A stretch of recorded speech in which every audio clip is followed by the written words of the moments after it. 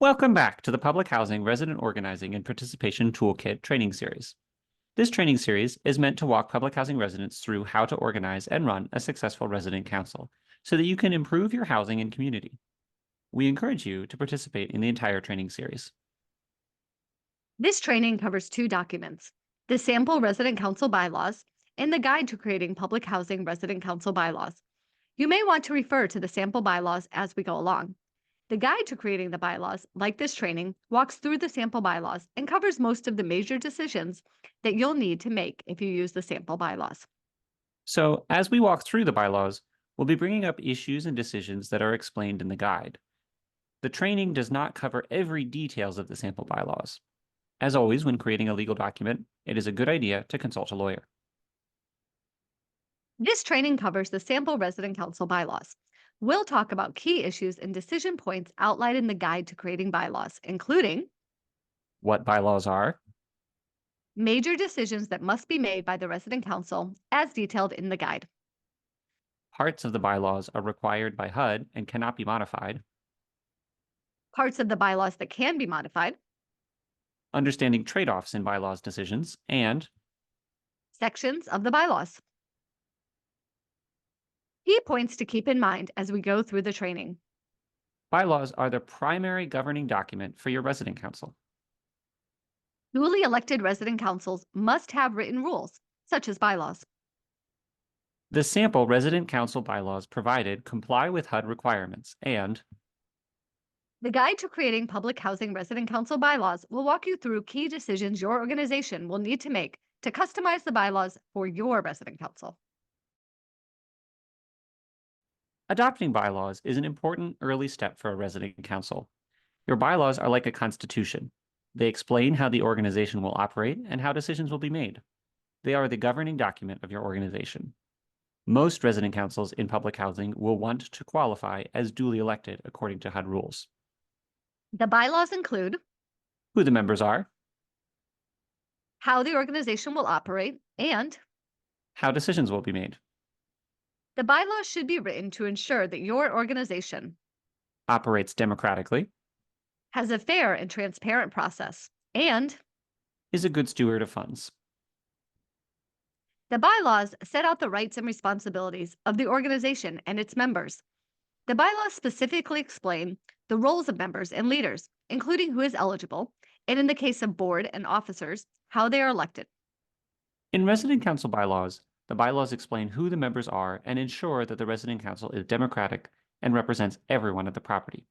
A democratic resident council seeks to include everyone in decision-making by ensuring all residents are aware of meetings and agenda items, by making decisions through a transparent and inclusive process, and by holding fair and open elections. Representing everyone means that all communities are taken into account and that your processes support everyone's participation. The most important processes are spelled out in the bylaws. The board of directors is an elected committee that manages the resident council. The members are called board members and are elected to a specific term. Officers are board members with specific responsibilities. For example, a board member may hold the office of president or secretary. To understand the bylaws, we'll need to be familiar with a few terms. A quorum refers to the minimum members present at a meeting who are allowed to make a decision through a vote. The CFR refers to the Code of Federal Regulations. Citations show where certain HUD requirements or recommendations are found in HUD rules. If you want, you can look up exactly how a requirement is worded. HUD encourages residents to form resident councils and has certain requirements for resident councils to be recognized by their housing agency and receive tenant participation funds. Duly elected resident councils are councils that comply with these rules and are therefore eligible for tenant participation funds. The sample bylaws in this toolkit are intended to meet HUD requirements for public housing resident councils. However, many of the suggestions in the bylaws can be modified to fit your organization. The HUD requirements can be found in the CFR at 24 CFR Part 964. The downloadable slides and the guide provide clickable links. While residents can make many choices about their bylaws, in order to be duly elected, the resident council must meet 4 main requirements. First, the bylaws must require that elections be held for the board of directors at least once every 3 years. Residents, that is members, must be able to vote in those elections. Second, the bylaws must provide for the recall of the board by a voting membership through a petition with at least 10% of voting membership in agreement. The bylaws may require a higher percentage. Third, the bylaws must specify a governing board, referred to here as the board of directors, that is democratically elected and has at least 5 elected board members. Fourth, the bylaws must define the voting membership as heads of household of any age and other residents at least 18 years of age or older and whose name appears on a lease for a unit that the resident council represents. HUD requires that these rules are put in writing. Residents can come together in many ways, and you do not have to comply with HUD regulations to meet with your neighbors. However, there are certain benefits to forming a resident council that meets HUD requirements. The first duly elected resident council at a public housing property must be recognized by the housing agency. This means no competing council can be recognized. Recognition means access to tenant participation funds and serving as the official voice of residents. These bylaws provide a framework and rules for how the organization will operate. Your resident council may also want to adopt procedures that give more detail on the steps that make that happen. For example, the bylaws may say that the organization will meet 6 times a year. The procedures will explain which months the meetings will take place, how outreach for the meetings will be conducted, who will chair the meetings, and other details. This toolkit also provides sample procedures that are designed to help your resident council carry out the bylaws. The sample bylaws are written for residents organizing at one specific public housing property, though the property could have multiple buildings or even sites. Jurisdiction-wide resident councils represent all residents living in public housing properties owned by one housing agency. The sample bylaws may provide a framework, but will need heavy modification for a jurisdiction-wide council. Before we dive into the bylaws, let's do a quick knowledge check. HUD requires that resident councils regularly hold elections. What is the maximum time allowed between elections? A, 1 year. B, 2 years. C, 3 years. Or D, 4 years. We'll pause for a moment for you to consider your answer. If you need to review the slides or the guide, you can pause this training.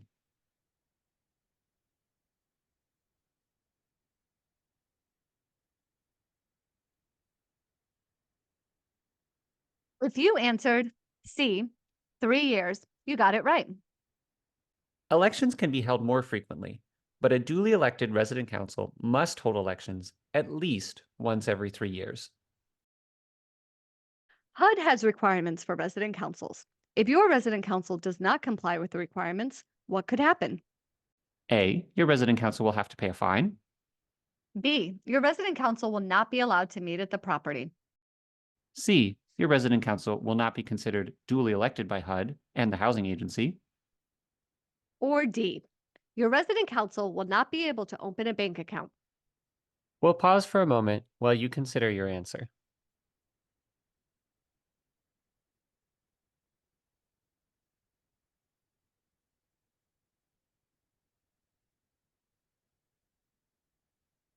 If you answered C, you got it right. There's no penalty to organizing with your neighbors in a different way than HUD requires. Instead, being a duly elected resident council grants your group extra rights and recognition. Let's begin going through the bylaws together. What you will see on the screen is the Sample Resident Council Bylaws. At a meeting where the bylaws are adopted, you should bring enough copies of the blank sample bylaws for everyone. At least the facilitator should also have a copy of the Guide to Creating Public Housing Resident Council Bylaws to guide the decisions that you'll have to make. First, choose a name for your resident council. You can get creative or use the name of your property. Remember, once you choose a name, you should use it consistently, and it may be difficult to change. As you can see, you can fill the name directly into the sample bylaws. Article 2 defines the purpose of the resident council. First, fill in the name of the property your resident council represents. If your property doesn't use a name, you can put in the address. Next, consider the purpose of your resident council. Why do you want to create a resident council? The resident council may remove any of these points that do not feel relevant to your group. Since the list does not include every purpose, You will not lose the right to do something that's not on the list, as long as it does not conflict with the purpose that is stated. However, you will likely want to keep all of these and add any other points that are important to your group. For example, you could add as a purpose, create partnerships with outside organizations to further the mission of the resident council, if that is important to your resident council. To more heavily modify the sample bylaws, the easiest thing will be to copy the text from the PDF into a document that you can edit. You can also make changes by hand to a printed copy. Just make sure everyone has the same version. In editing this section, consider what activities are required or promoted by HUD. These are recommendations for inclusion to ensure that the resident council stays aware of the requirements. The items on the list that have references to the CFR are referencing a requirement or recommendation from HUD's regulations. Are the purposes listed broad enough to include any future activities or issues you may want to undertake? If not, you may want to add another category. HUD regulations require the bylaws to include a statement that defines membership as all residents who are at least 18 years of age or the head of household of any age, whose name appears on a lease for a unit in the represented property. The regulations also permit the organization to establish additional criteria that are non-discriminatory and do not infringe on the rights of other residents in the development. Any additional criteria must be stated in the bylaws. The sample bylaws automatically make everyone living in the property who qualifies a member. You could instead invite members to join the resident council and require a sign-up process. Keep in mind that any additional limitations cannot be based on someone's identity or beliefs. Membership could be limited, for example, to people who sign a membership card. However, you will want to consider if this is furthering the goals of the resident council. You will want to make it easy to determine who is a member and can vote at a meeting. If you're not basing quorum on the number of occupied units, like 10% of occupied units, quorum for member decision-making could be an overall percentage or exact number of members. Consider, Will any additional requirement further the goals of the resident council? will it be clear who is a member and who is able to vote? Are there potential conflicts of interest? For example, should PHA employees be allowed to be members? Should this apply to all PHA employees or just ones in policy and supervisory positions? What are the potential conflicts of interest? Let's now look at number 2 in this section, members' rights. It is recommended that resident councils retain all of the rights in the sample bylaws. If the resident council is considering eliminating any of these, they should check first with the HUD regulations.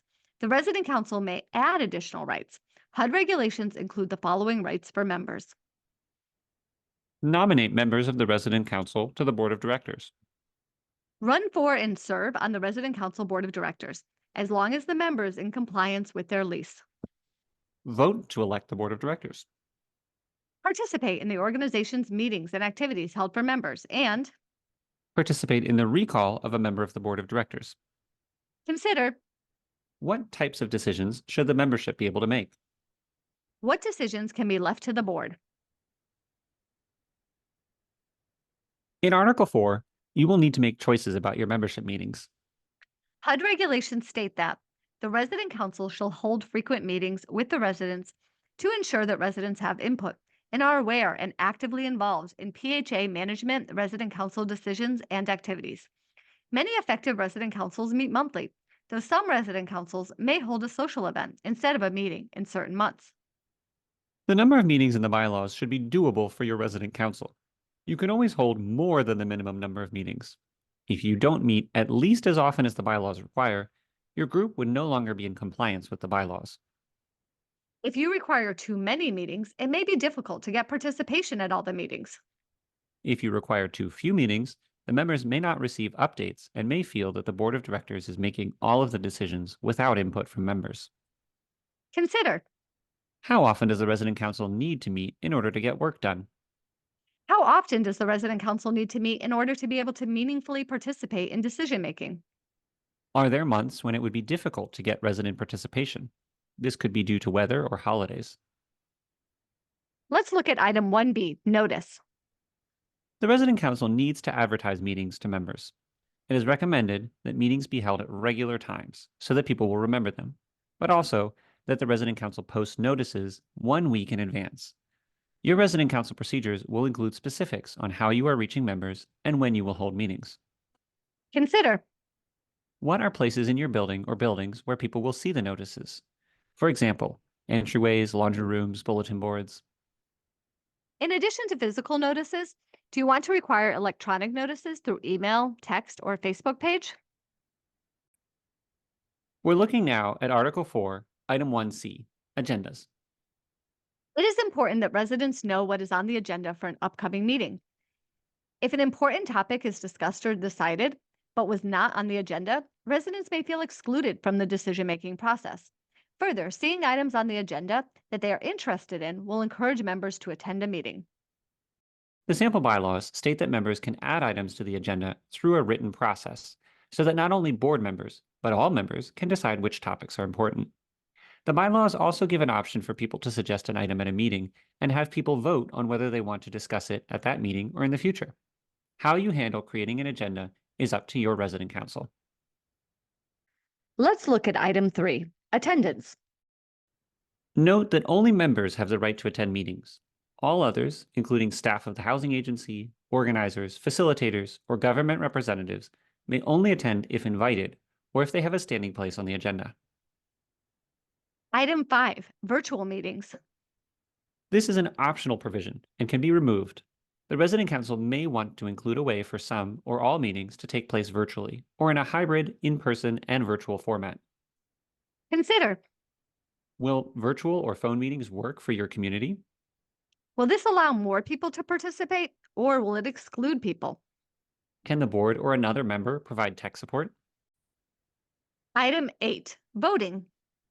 The resident council may decide if it wants to allow a proxy or absentee vote in all cases, or perhaps only if a member cannot vote in person for specific reasons. Allowing absentee or proxy voting does raise logistical issues. Item 9, quorum. Quorum refers to how many members must be present in order to conduct business, particularly voting, in a meeting. In the sample bylaws, there's no quorum requirement except for certain very important decisions. Quorum for important decisions is optional, but strongly suggested. You can change the quorum requirement. Consider, Do you want to require a quorum for all decisions? which decisions are very important and should always require more participation? If you set a quorum, how will you calculate it? Is it simple to do at a meeting? Remember that even well-attended meetings will not have 100% participation. We're now looking at Article 5, the Board of Directors. The Board of Directors is the executive committee or governing board of the resident council. It is responsible for coordinating the activities and operations of the resident council. While the board often carries out decisions, it is generally the membership that makes the decisions. HUD requires at least 5 board members, but you may have more. An odd number is recommended so that votes do not end in a tie. Consider, Is your property very large? Are there multiple buildings that should be represented? are there different communities that should have representation on the board? HUD requires that resident councils hold elections at least once every 3 years. Your resident council can use this schedule or hold elections more often. Staggered terms for board members are not required, but are recommended to ensure that not everyone leaves the board at one time. The sample bylaws recommend having some initial terms that are 1 year and some that are 2 years. This will ensure that some board members with experience stay on the board. Holding elections every year allows new leadership to come on regularly and the opportunity to engage members through the election process. Consider, Does your resident council have the capacity to run elections every year? what would happen if all the board members were replaced at one time? We're looking now at Article 5, Item 3, Responsibilities. The board is generally responsible for carrying out membership decisions and making day-to-day decisions to manage the organization.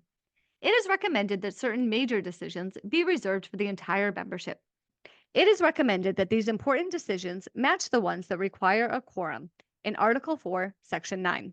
Having certain decisions that only the members can make is optional. Consider, What issues could come up where it would be important to hear from everyone? are there decisions that are too important for the board alone to decide? Let's look at items 4 through 6, board meetings. Like the resident council as a whole, the board should work to have regularly scheduled meetings with a public schedule. The resident council may decide how much notice is given to members for the board meetings and how people are notified. Let's look at item 7, quorum. It is not required to set a quorum for the board, but it is recommended that voting require a quorum. In making this decision, consider how many people are on the board. More than half should be present for a vote. Item 9, filling vacancies.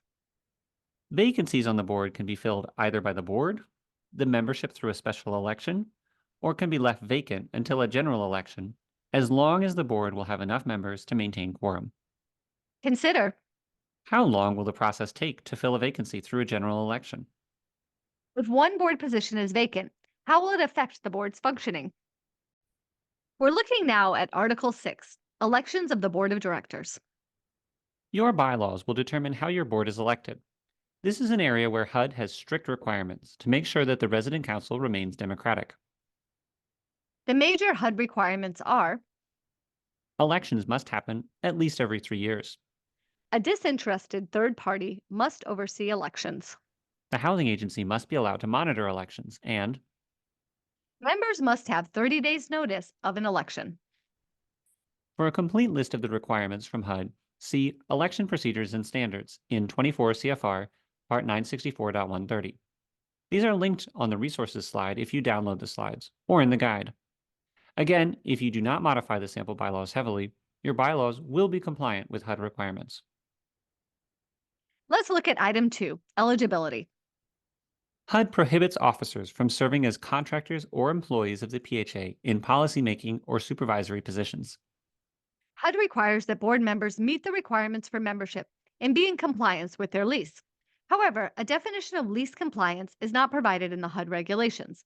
The sample bylaws allow people who are in an ongoing grievance or court process to still be considered in compliance.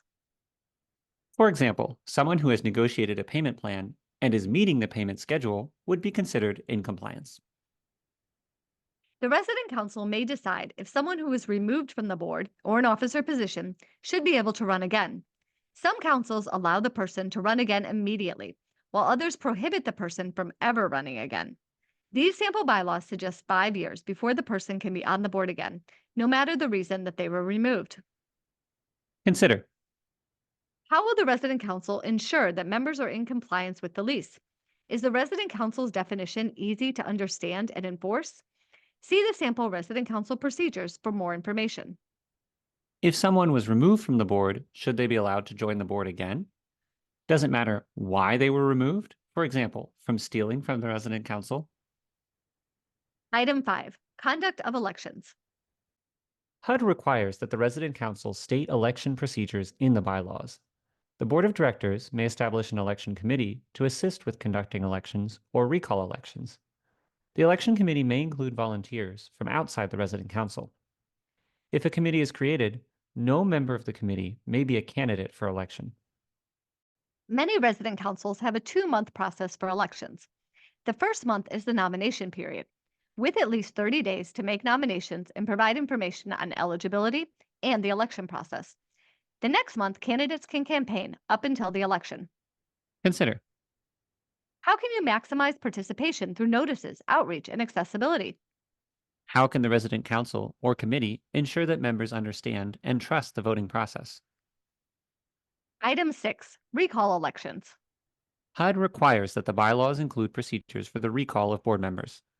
The request for a recall must be signed by at least 10% of the voting membership and state the reasons for the recall request. The sample resident council procedures suggest good cause reasons for removal of a board member, including repeated absences from meetings, violations of the law, or using the board position for personal gain. The resident council may decide what constitutes good cause reasons to remove a board member. In these examples, the reasons are included in the procedures. Consider How difficult should the process be to remove a board member? How many signatures should be required? how can you ensure board members will not be removed for personal reasons, such as disagreement between members? We're now looking at Article 7, Officers. Item 2 says election of officers and responsibilities. The resident council officers can be elected by the membership, or once a board is elected, the board members can decide on their positions. As you can see, if your resident council is using the sample bylaws, You can simply check the process you want to use. Most resident councils have the membership elect representatives to specific officer positions. This way, the candidates identify the position they would like to hold and can campaign for that position. Other resident councils prefer to let the board decide internally who would be best suited for each position. Consider, Would the board like to recruit people to run for specific positions? should board members be able to decide who is best at which position? Item 3. Positions.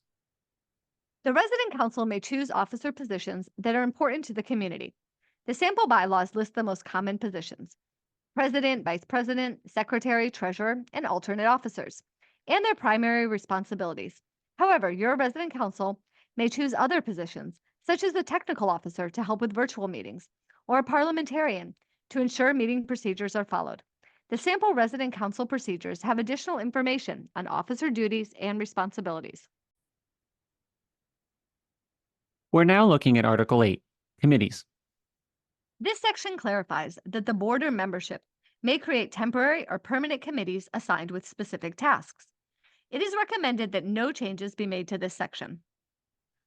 Article 9 covers general fiscal provisions. Residents will need to decide the dates for the fiscal year. It is recommended to use the same dates that your PHA uses. We're now looking at Article 10, Bylaws. The sample bylaws state that at a properly noticed meeting that includes details of the proposed amendments, 2/3 of those present could change the bylaws. There are no special HUD requirements for amendments. Most resident councils choose to have a higher than majority threshold for changes to the bylaws, because the bylaws are meant to create a democratic organization and protect members' interests. If a small group were to change the bylaws, they could make the organization less democratic by changing quorum and voting requirements, and, for example, allow a small group to make decisions related to a redevelopment project. Consider, How can you ensure that changes are not made to the bylaws to benefit a small group? how do you ensure that changes can be made in cases that the bylaws are not working? For example, if you want to change the number of board members or a notice requirement. Before wrapping up, let's do another quick knowledge check. Can resident councils modify the sample bylaws? A. No, you must use the sample bylaws exactly as they are written. B. Yes, anything about the sample bylaws can be changed. C. Yes, but it's helpful to keep the parts that implement HUD rules. Or D. Maybe any changes must be approved by HUD. We'll pause for you to consider your answer.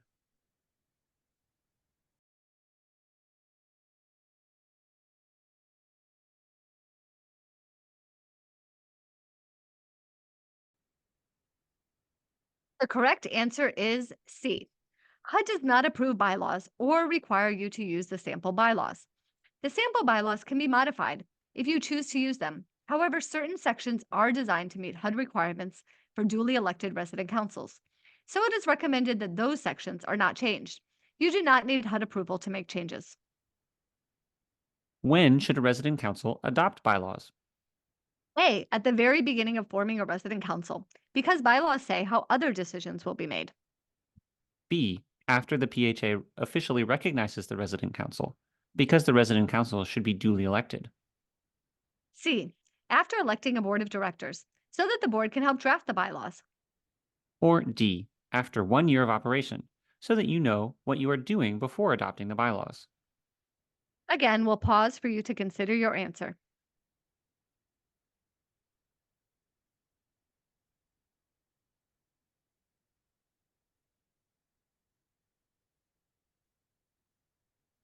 The correct answer is A. You will need to have bylaws before other decisions can be made. Answer B is wrong because neither HUD nor the PHA needs to pre-approve of the resident council or the bylaws to be duly elected. Answer C is not correct because the bylaws explain how the board is elected. There cannot be a board before there are bylaws. Finally, option D is wrong because there's no organized resident council before there are bylaws. Though you may meet informally for some time before deciding to adopt bylaws, it's not required to organize that way. These are resources related to this training. The sample procedures are designed to accompany these bylaws. The federal rules for public housing can be found in the Code of Federal Regulations.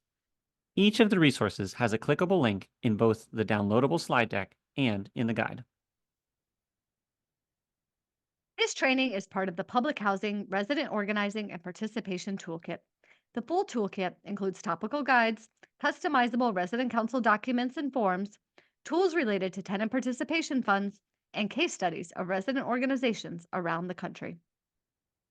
The next training in the series is on procedures and forms.